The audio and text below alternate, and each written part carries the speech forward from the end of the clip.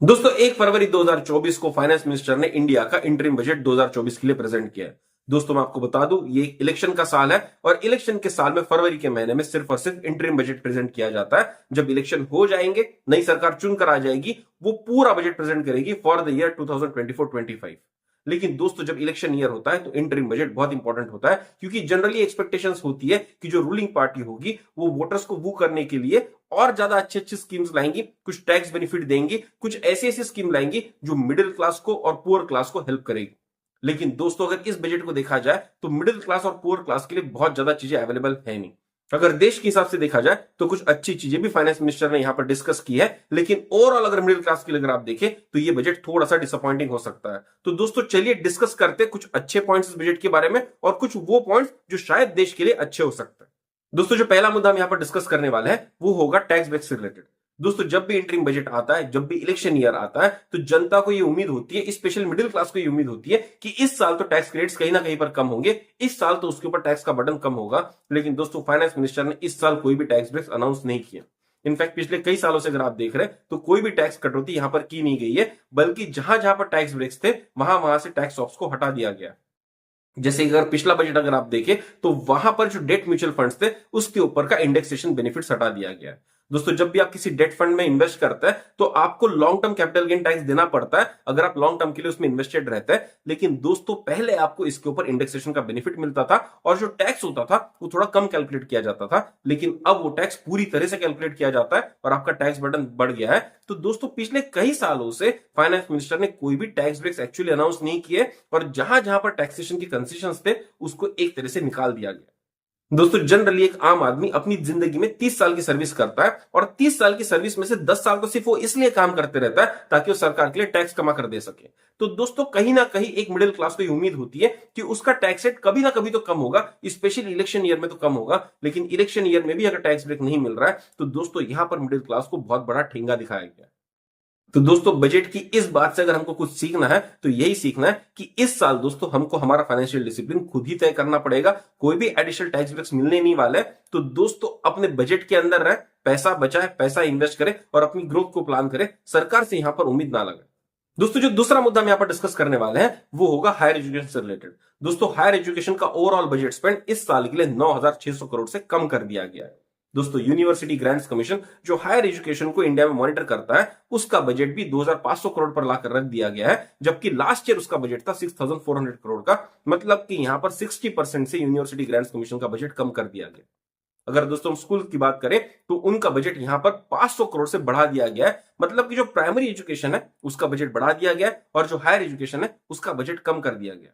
अब दोस्तों अगर आप इसको मिडिल क्लास के नजरिए से देखेंगे तो आपको पता चलेगा कोई भी मिडिल क्लास आदमी अपने बच्चे को सरकारी स्कूल में नहीं पढ़ाता।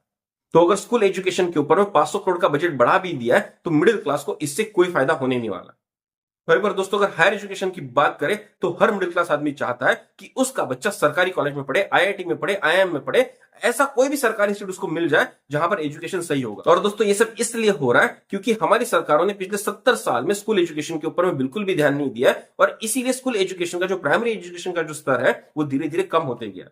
लेकिन वहीं पर अगर हायर एजुकेशन की बात करें तो हायर एजुकेशन के ऊपर सरकार ने बहुत फोकस किया है और इसीलिए हायर एजुकेशन सरकारी तौर पर अगर आप देखा जाए या सरकारी कॉलेजेस के थ्रू देखा जाए तो बहुत अच्छा माना जाता है।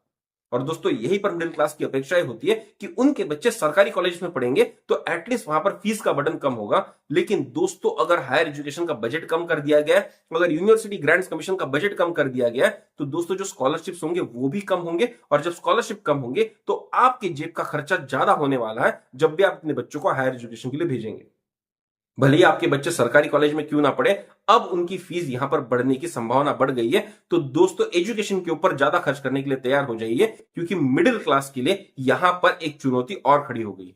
दोस्तों जो तीसरा मुद्दा हम यहां पर डिस्कस करने वाले हैं वो होगा रिलेटेड टू अनएम्प्लॉयमेंट। दोस्तों बजट एक बहुत इंपॉर्टेंट डॉक्यूमेंट होता है। बजट एक ऐसा डॉक्यूमेंट होता है जहां से इकोनॉमी की एक दिशा सेट हो जाती है और उसी के ऊपर साल भर काम किया जाता है और उसी के हिसाब से स्कीम्स बनाई जाती है। वैसे तो डेवलपमेंट एक कंटिन्यूअस प्रोसेस होना चाहिए, लेकिन दोस्तों बजट एक छोटा सा डायरेक्शन दे देता है, पैसा अलोकेट कर देता है जिससे डेवलपमेंट की डायरेक्शन आगे जा सके। और दोस्तों यहां पर एम्प्लॉयमेंट जनरेशन और अनएम्प्लॉयमेंट की जो फिगर्स है वो बहुत स्टार्टिंग है इंडिया के लिए। दोस्तों जो करंट एम्प्लॉयमेंट स्टेटस अगर आप देखेंगे तो इंडिया का तकरीबन 7.1% के आसपास आता है, मतलब कि 7% जो वर्किंग फोर्स है हमारी वो अनएम्प्लॉयड है। अगर दोस्तों इसी को करोड़ों के फिगर में अगर मैं आपको बताना चाहूं तो तकरीबन 8.8 करोड़ लोग इंडिया में आज अनएम्प्लॉयड है।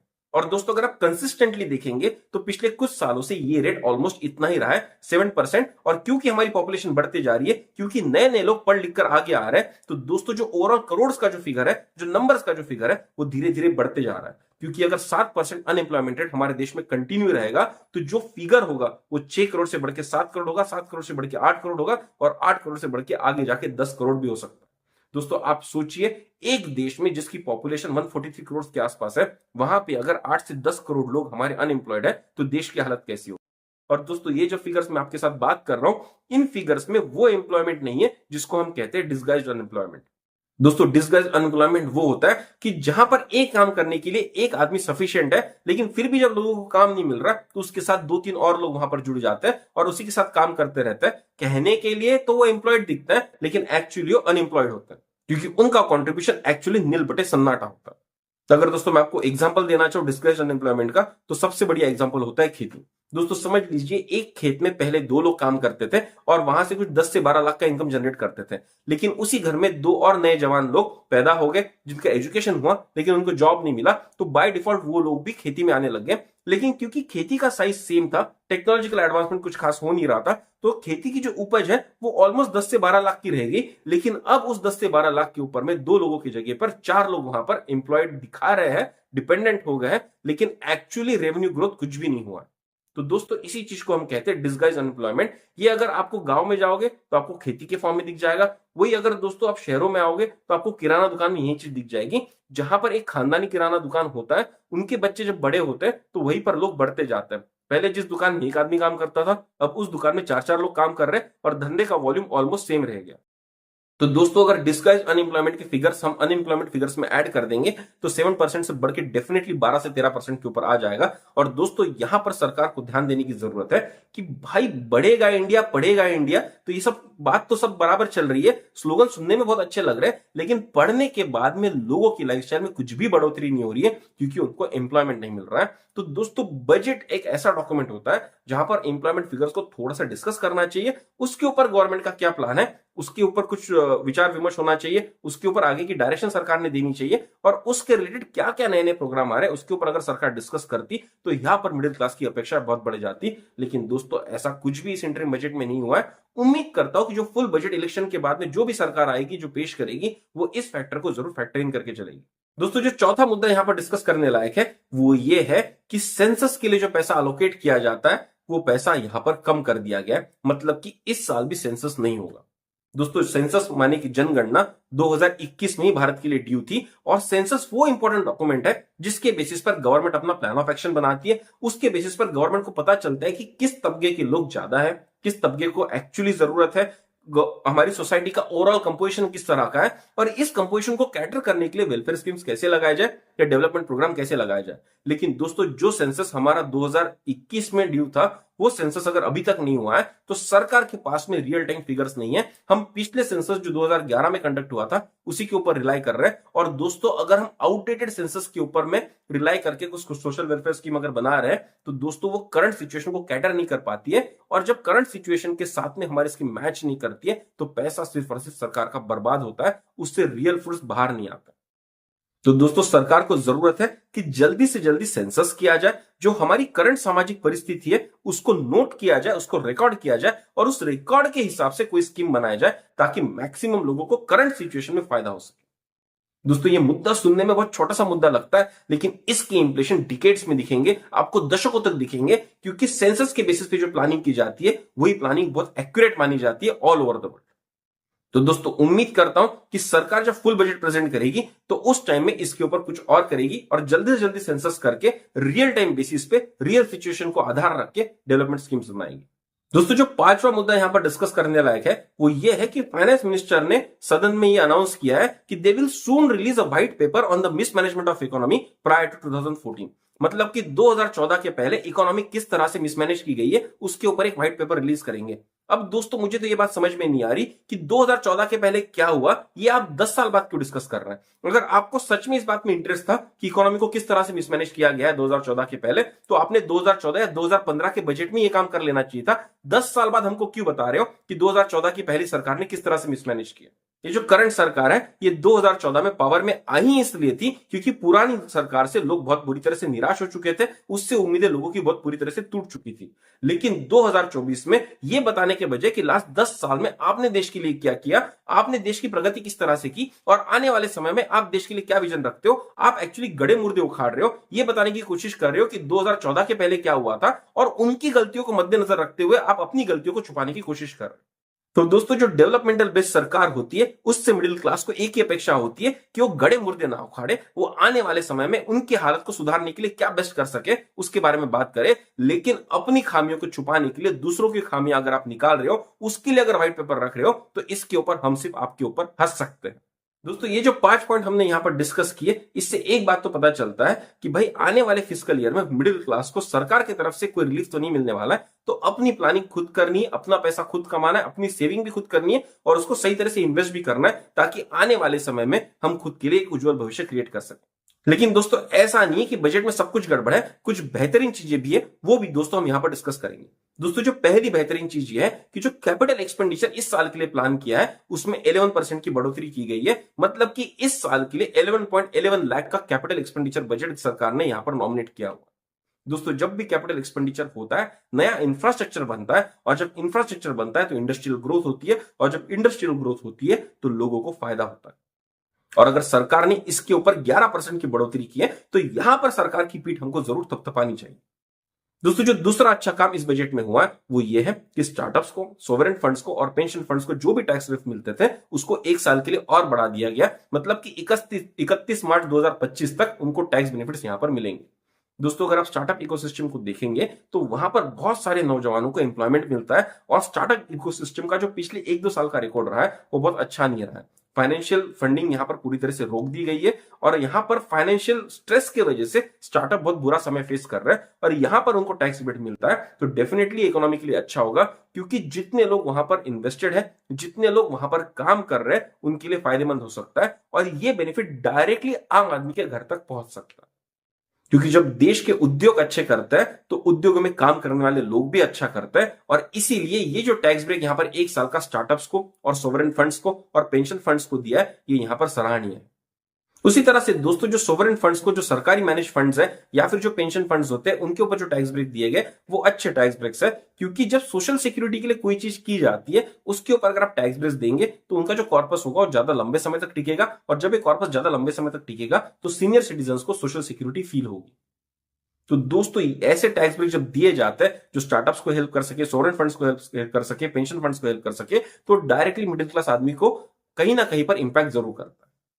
तो सरकार की ये जो मूव है इसको डेफिनेटली सराहा जाना चाहिए। उसी तरह से दोस्तों एक और अच्छी अनाउंसमेंट जो बजट में हुई है वो ये है कि स्टेट गवर्नमेंट्स को 75,000 करोड़ तक का इंटरेस्ट फ्री लोन यहां पर देने की बात हुई है।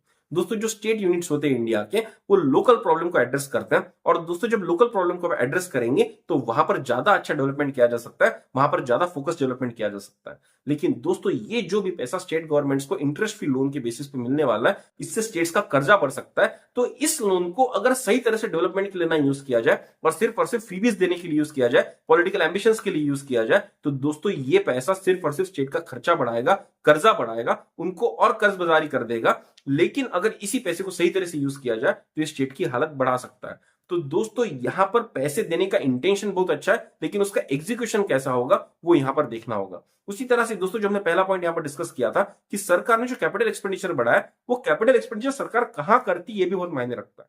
क्योंकि अगर कैपिटल एक्सपेंडिचर कुछ ऐसे गुड्स के ऊपर वर्क किया जा रहा है जिससे ज्यादातर लोगों को फायदा होगा तो डेफिनेटली इट विल हेल्प। लेकिन अगर कैपिटल एक्सपेंडिचर कुछ ऐसे गुड्स पर हेल्प कर रहा है, ऐसे गुड्स को क्रिएट कर रहा है जिससे ज्यादा लोग यूज ही नहीं कर पाएंगे, तो वहां पर प्रॉब्लम क्रिएट हो सकती है। जैसे कि दोस्तों मुंबई में recently Mumbai Trans Harbour Link को इनोग्रेट किया गया, एक ऐसा ब्रिज जो समुद्र के ऊपर से जाता है उसको इनोग्रेट किया गया। लेकिन दोस्तों उसके ऊपर अगर टोल टैक्सेस के आप रेट देखेंगे तो आपको पता चलेगा एक मिडिल क्लास आदमी को महीना भर अगर वो ब्रिज यूज कर रहा है तो उसको तकरीबन 12,500 रुपए वहां पर देने होंगे।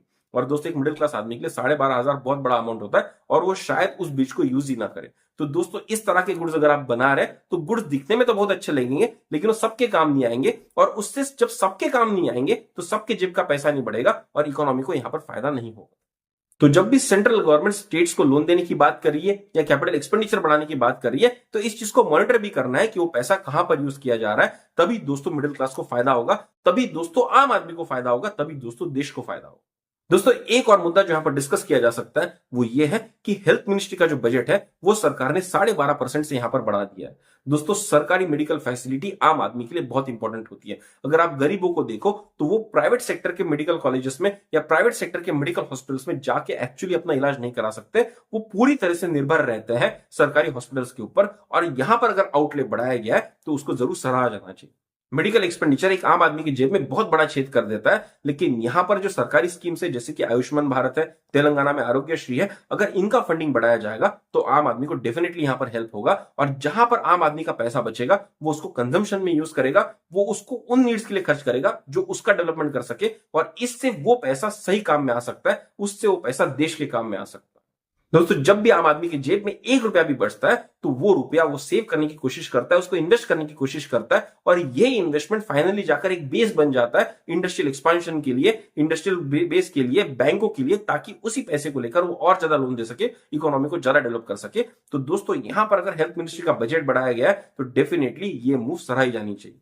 दोस्तों एक आखिरी मुद्दा जो यहां पर डिस्कस करने लायक है वो ये है कि फाइनेंस मिनिस्टर ने अपने स्पीच में टूरिज्म को इंडिया में डेवलप करने की बात की है। दोस्तों इंडिया का अगर साइज देखे, इंडिया की अगर डायवर्सिटी देखे, इंडिया की अगर खूबसूरती देखे, तो आपको आश्चर्य का झटका लगेगा कि इतना खूबसूरत देश होने के बाद भी हमारे यहाँ जो टूरिज्म के फिगर्स है वो बहुत डिसअपॉइंटिंग है। दोस्तों जब भी हम टूरिज्म को देखते हैं तो हमको दो तरह से इसको देखना चाहिए, एक होता है डोमेस्टिक टूरिज्म, दूसरा होता है इंटरनेशनल टूरिज्म। दोस्तों जब भी हम डोमेस्टिक टूरिज्म की बात करते हैं तो ये वो होगा कि जहां पर हम एज ए इंडियंस एक जगह से उठकर दूसरी जगह पर जा रहे हैं, वहां जाकर एंजॉय कर आते हैं, वहां जाकर उस चीज को विजिट करके आते हैं, उस जगह को विजिट करके आते हैं, वहां पर थोड़ा सा पैसा खर्च करके आते हैं ताकि वहां के जो लोग हैं उनको इनकम सोर्स जनरेट हो सके। तो दोस्तों बेसिकली इसमें होता क्या है कि जब आप यहां से उठकर किसी और जगह पर जाते हो तो वहां का डेवलपमेंट तो होता है, लेकिन देश का ही पैसा देश में ही घूमते रहता है, इससे कुछ एक्स्ट्रा डेवलपमेंट देश के लिए तो एज सच नहीं होता है। किसी स्पेसिफिक सिटी का, किसी स्पेसिफिक टूरिस्ट लोकेशन का डेवलपमेंट जरूर होता है और ये होना भी चाहिए, लेकिन देश के पॉइंट ऑफ व्यू से अगर आप देखें तो वहां पर बहुत ज्यादा बढ़ोतरी होती नहीं। और दोस्तों इसीलिए इंटरनेशनल टूरिज्म बहुत इंपॉर्टेंट हो जाता है। दोस्तों जब भी बाहर से लोग देश में आते हैं, फॉरेनर्स इंडिया में आते हैं और यहां पर वो पैसा खर्च करते हैं, तो वो पैसा देश की इकोनॉमी में ऐड होता है और उस पैसे को बहुत अच्छे उपयोग में लाया जा सकता है नए डेवलपमेंट के लिए। तो दोस्तों जब हम टूरिज्म की बात कर रहे हैं तो सरकार का फोकस होना चाहिए इंटरनेशनल टूरिज्म को बढ़ाने के लिए। लेकिन दोस्तों इंटरनेशनल टूरिज्म को बढ़ाने के लिए सबसे इंपॉर्टेंट बात यह होगी कि हमको हमारा सिविक सेंस सुधारना होगा। हम दूसरों के साथ में किस तरह से बिहेव करते हैं, हम हमारे सराउंडिंग्स को किस तरह से रखते हैं, हम हमारे सराउंडिंग्स में कितनी सेफ्टी इंश्योर करते हैं, इसके ऊपर दोस्तों हमको ध्यान देना पड़ेगा। दोस्तों जब भी कोई फॉरेनर इंडिया में आता है तो उसको सेफ फील होना चाहिए। अगर उसको लगेगा कि वो यहां पर सेफ फील नहीं कर रहा है तो वो इंडिया में अगली बार फिर से वापस नहीं आएगा, और दोस्तों इससे टूरिज्म अफेक्ट कर जाता है। तो दोस्तों हमको टूरिज्म के ऊपर जब फोकस करना है तो हमको इंफ्रास्ट्रक्चर डेवलप तो करना ही है। हमको अच्छे एयरपोर्ट बनाने पड़ेंगे, हमको अच्छे पोर्ट्स बनाने पड़ेंगे, अच्छे रास्ते बनाने पड़ेंगे, अच्छे गार्डन्स बनाने पड़ेंगे, अच्छी अच्छी जगह बनानी पड़ेंगी, लेकिन उसके साथ ये भी इंश्योर करना पड़ेगा कि वो जगह सेफ है। उसी तरह से दोस्तों लोगों को भी बदलना होगा, क्योंकि हम जिस तरह से फॉरेनर्स को देखते हैं, अगर उनको ऐसा लगेगा कि भाई वो हमारे देश में वेलकम नहीं है तो वो यहां पर नहीं आएंगे। दोस्तों फॉरेनर्स का कल्चर हमसे बहुत अलग होता है, उनका अटायर हमसे बहुत अलग होता है। अगर कभी आप गोवा या पौंडीचेरी या किसी ऐसे बीच स्पॉट पर जाएंगे जहां पर फॉरेनर विजिट करते हैं, वहां अगर आप इंडियन लोगों को देखेंगे तो वो उन लोगों को इस तरह से देखते रहते हैं कि पता नहीं कहां से आगे किस तरह का व्यवहार यहां पर कर रहे हैं, क्योंकि दोस्तों उनका ड्रेसिंग स्टाइल अलग होता है, वो लोग बीच पे अलग तरह से बिहेव करते हैं। अगर हम उनको इस निगाहों से देखेंगे कि वो इस देश में वेलकम नहीं है, तो दोस्तों शायद वहां पर टूरिज्म अफेक्ट हो जाएगा। और हमको इसीलिए खुद का सिविक सेंस बढ़ाने की जरूरत है, हमको कल्चरल अवेयरनेस बढ़ाने की जरूरत है कि भाई जो भी व्यक्ति बाहर से इस देश में आ रहा है वो यहाँ पर डायवर्सिटी के साथ आ रहा है, उसका कल्चर अलग है, इस बात को समझने की जरूरत है।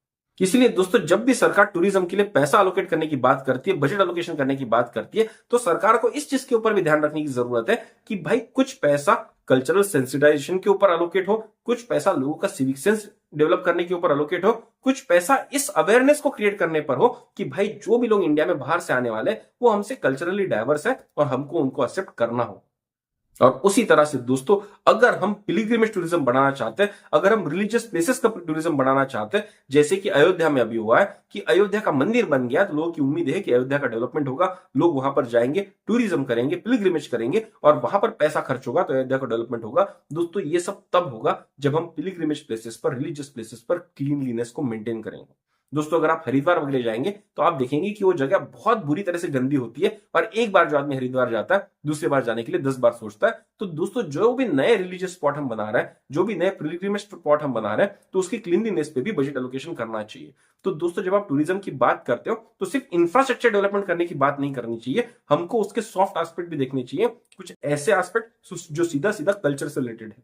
तो दोस्तों, उम्मीद करता हूं ये जो बजट के ऊपर प्रॉस एंड कॉन्स का डिस्कशन हमने किया, इससे आपकी जिंदगी में थोड़ा सा वैल्यूएशन हुआ होगा। दोस्तों, मैं यहां पर क्लैरिफाई करना चाहता हूं कि हमारा इंटेंशन सरकार को क्रिटिसाइज करने का नहीं है, हमारा इंटेंशन ये भी नहीं है कि हम सरकार की वाहवाही करते रहे। हमारा इंटेंशन ये है कि उन मुद्दों को देखें जहां पर सरकार पैसा लगा रही है और उसको किस तरह से बेहतर किया जा सकता है, या उन मुद्दों को देखें जहां पर एक्चुअली आम आदमी थोड़ा सा डिसअपॉइंटेड फील कर रहा है, ताकि सरकार जो मेन बजट इलेक्शन के बाद आएगा उसमें इन सब चीजों का ध्यान रख सके। तो दोस्तों, ये एक अवेयरनेस का वीडियो है, एक ऐसा वीडियो है जो शायद लोगों को हेल्प कर सकता है बजट को समझने के लिए, ये शायद हेल्प कर सकता है सरकार को लोगों की उम्मीदें समझने के लिए, और इससे शायद हम एक अच्छा पूरा बजट ला सकते हैं और इससे शायद हम सब लोग डेवलपमेंट की तरफ बढ़ सकते हैं। तो दोस्तों, अगर आपको मेरे विचार अच्छे लगे तो मुझको कमेंट बॉक्स में कमेंट करके जरूर बताइएगा। अगर दोस्तों आप मेरे विचारों से असहमत है तो वो भी मुझको कमेंट बॉक्स में बताइएगा, क्योंकि दोस्तों जब आप ऐसा फीडबैक देते हैं तो अगला वीडियो बनाने में मुझे हेल्प होती है, मुझे समझ में आता है कि लोग क्या सोचते हैं, लोगों की जरूरत किस तरह की है। तो दोस्तों, आपके कमेंट्स हमारे लिए बहुत वैल्यूएबल है, इसलिए कमेंट बॉक्स में कमेंट करना ना भूलें। अगर दोस्तों आपको इस वीडियो में वैल्यू दिखी है तो जरूर शेयर कीजिए अपने दोस्तों के साथ, अपने परिवारजनों के साथ, ताकि उनके जिंदगी में भी एक छोटा सा वैल्यूएशन हो सके। तो चलिए दोस्तों, जल्दी मिलेंगे एक नए डिस्कशन के साथ, तब तक के लिए सब्सक्राइब करते रहिए हमारा चैनल वैल्यूएशन। धन्यवाद।